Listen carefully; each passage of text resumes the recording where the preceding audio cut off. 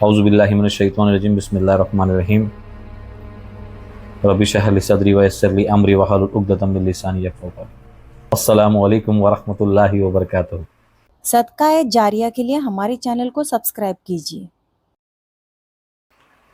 नाज़रीन, आज हम आशिक जिन्नात के सेंटेंस के ऊपर बात करेंगे और मैं आपको आशिक जिन्नात के बड़े बड़े 10 सेंटेंस के बारे में बताऊंगा कि अगर किसी शख्स के पीछे, किसी मर्द के पीछे या किसी औरत के पीछे आशिक जिन्नात अगर पीछे पड़ जाए तो उसके क्या सेंटेंस है। अब आशिक जिन्नात जो है मर्द के पीछे भी हो सकता है और औरत के पीछे भी। ये तकलीफ औरतों में भी देखी गई है, मर्दों में भी देखी गई है। अब इससे क्या नुकसानात होते हैं और मरीज में क्या क्या तकलीफें होती है या क्या क्या उसके सिम्टम्स है, वो क्या क्या नुकसान पहुंचाता है आपके बॉडी में, आपके घर में, उसके मैं आपको कुछ बड़े बड़े सिम्टम्स बताऊंगा। अब आशिक जिन्नात का अगर किसी के पीछे है तो उसका सबसे बड़ा एक सिम्टम्स बताऊंगा मैं कि जिस बंदे पे आशिक जिन्नात का साया या आशिक जिन्नात जिस बंदे के पीछे आया हो या आशिक हो गया हो, तो अब जिन्नात जो है आशिक किसी भी चीज़ पे हो सकता है। वो खुशबू से भी आशिक हो सकता है, किसी की आंखों पर आशिक हो सकता है, किसी की बातों पर, तो किसी की तिलावत पर, जो भी है, जैसा भी है। अब उसका सिम्टम्स अगर देखे जाएंगे तो सबसे बड़ा सिम्टम्स ये है कि उस मरीज में जिस पर आशिक जिन्नात के मसले है, उस मरीज के अमूमन हमने देखा है कि उस मरीज के बॉडी के नीचे वाले हिस्से में, शर्मगाह के यहाँ पे आजू बाजू में या बॉडी के नीचे पैरों में अक्सर कमजोरी देखी गई या दर्द देखा गया। अब आशिक जिन्नात है किसी के ऊपर तो उसको सबसे पहला तो ये होगा कि उसकी शर्मगाह में तकलीफ होगी, उसका जो सेक्सुअल लाइफ है उसमें काफ़ी मामले हो जाएंगे, वो कमज़ोर फील करेंगे अपने आप को।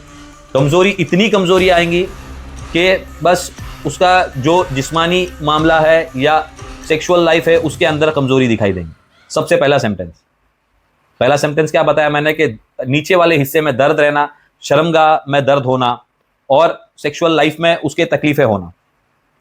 अब दूसरा सिम्टम्स ये है कि उसको काफ़ी वीकनेस आएगा बॉडी में, जैसे एंजाइटी, डिप्रेशन के मामले उसमें नज़र आए। हमने काफ़ी पेशेंट किए जिनको आशिक जिन्नात के मामले थे, जिनको एंजाइटी, डर, खौफ, बेचैनी जैसे मसले होने लगे।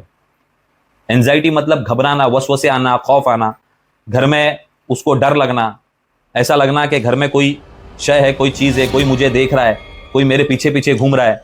ये सिम्टम्स अक्सर आशिक जिन्नातों में देखे गए। अब ये हो गए जी 2 सिम्टम्स मैंने आपको बता दिया। अब तीसरा सिम्टम्स ये होगा अगर मियाँ बीवी है, शादीशुदा है, उसके पीछे अगर आशिक जिन्नात वाले मामले है तो जी सबसे पहले वो मियाँ बीवी में ना इख्तिलाफिया, झगड़े होना, बीवी को शौहर से, खादिम से चिढ़ होना और खादिम को बीवी से चिढ़ होना, उसके आंग में से बदबू आना बीवी के शौहर को और शौहर को उस औरत के आंग में से बदबू आना। तो ये सिम्टम्स भी देखे गए जिससे घर के आपस के मामले खराब हो। आशिक जिन्नात नहीं चाहेगा कि मियाँ बीवी साथ में रहे या जो भी मामले है, हम बिस्तरी के मामले है, ना हो। वो जितना हो सकता है इन दोनों को दूर करेंगे। इससे वो अगर औरत के पीछे आशिक है कोई जिन, तो वो औरत अपने शौहर से चिढ़ेंगी, शौहर को अपने पास नहीं आने देंगी, शौहर से उसको नफरत होगी, घिन होंगी। ये सब चीज़ें उसमें शामिल है कि बीवी को खादिम से दूर, शौहर से दूर होना या खादिम को बीवी से दूर होना। ये जी तीसरा सेंटेंस है। चौथा सेंटेंस, औरत पे अगर कोई जिन आशिक हो गया तो उसके साथ में क्या होगा। जब वो औरत सोएंगी तो उसको ऐसा लगेगा कि उसके सर के पास कोई खड़ा हुआ है या पैरों के पास कोई खड़ा हुआ है या उसको कोई गलत तरीके से टच कर रहा है या हम बिस्तरी वाले ख्वाब आना, ख्वाब में देखना कि हम बिस्तरी हो रही है औरत के साथ। तो अब वो औरत का शौहर घर में नहीं मगर उसके साथ में ऐसा फील होना कि हम बिस्तरी हो रही है, या उसके जिस्म पे नाखून के निशान, सीने पे नाखून के निशान, ये सब उस औरत को दिखाई देंगे और उसके साथ में होंगे प्रैक्टिकली। जब वो सुबह उठ के देखेंगी तो उसके जिस्म में जो है निशानात होंगे, नाखून के निशानात, रैशेस के निशानात या काले चट्टे आना जिस्म पर। ये जी चौथा सेंटेंस हो गया। अब पांचवा सेंटेंस, औरत के, जिस औरत पे अगर आशिक जिन है तो उसके अक्सर देखा गया है कि उसके कमर में दर्द, ज्यादा शदीद दर्द होगा कमर में, और पेट में कुछ घूमने जैसा फील होगा कि कोई गोला टाइप घूम रहा है, वो कभी यहां से यहां जा रहा है, वहां जा रहा है। ये सब उस औरत के साथ में होगा। इतना शदीद दर्द होगा कमर में कि उसको बैठा नहीं जाएगा। तो छठा सेंटेंस, औरत में ऐसा होगा कि उसको जो है हार्मोनल प्रॉब्लम हो गए, पीसीओडी, पीसीओएस, ये टाइप की बीमारियां अक्सर जिन्नाती बीमारियों में से भी होती है, जिन्नातों के मसलों से भी होती है कि शयातीन जब औरत के साथ में हम बिस्तरी करता है तो उसके अंदर जो है वो अपनी गंदगी छोड़ के चला जाता है, जिससे उसके यूट्रियस में प्रॉब्लम या पीसीओडी की गांठ हो जाती है, जिससे उसको पीरियड्स में जो है मसले होते हैं, पीरियड्स की तकलीफ होंगी वो औरत को, बच्ची को। सातवां सेंटेंस, उस औरत में ये होगा कि उसके हेयर फॉल होना शुरू हो जाएंगे। अब जी आठवां सेंटेंस ये है कि उसका जो औरत का जो चेहरा है वो खराब होना शुरू हो जाएंगे। चेहरे में कालापन, उसके चेहरे की रंगत उड़ जाना, चेहरे का नूर उड़ जाना, चेहरा काला दिखना। अब जी ये नजर के सेंटेंस से भी होता है, किसी पे अगर नजर लगी तो भी ऐसे ही होता है। अगर जिन्नाती मामला हो, आशिक जिन्नात के, तो भी ऐसा होता है कि वो जो जिन्नात है वो उसका चेहरा जो है वो खराब करता है। जैसे उसके चेहरों पे दाने आना, दाने आके उसका चेहरा जो है वो खराब होना, तो जो शौहर को उसकी बीवी नहीं पसंद आना, या अगर बच्ची है, शादी नहीं हुई है, तो उसका जो है चेहरा खराब होगा।